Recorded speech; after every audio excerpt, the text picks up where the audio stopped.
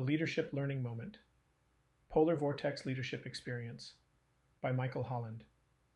There was a time several years ago when I was moving my daughter out of a temporary apartment during a polar vortex. The temperature hovered somewhere between 1 degree and -4 degrees. Either way, it was too darn cold. And then there was the wind that drove that temperature even further down below zero. I stood next to the trailer, attempting to tie a rope around the furniture, and quickly went from being cold to really, really, really cold. Perceiving cold from the warmth of a comfy couch beside a fireplace, with Netflix streaming in the background, allows for some empathy regarding how it must feel for someone working outside.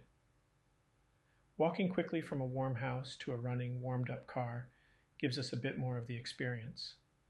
But working outside in deep cold, even for 15 minutes, gives a much deeper understanding of the cold.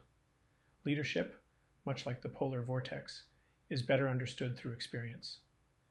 A leader can learn a heck of a lot from books, other leaders, great training, and partial experiences. But there's nothing more valuable than real life. Character building, boots on the ground leadership experience that creates wisdom and perspective. There's an authenticity which comes from living through great difficulties and failures and successes, a real perspective. We stand on the shoulders of those leaders who have come before us. We have access to a tremendous wealth of historical leadership information. But I wonder what you are doing to add to this wealth of the information and experience. Are you merely meandering through each week, leading at an acceptable level, not rocking the boat and not causing any trouble? Get off that comfy couch and experience real leadership.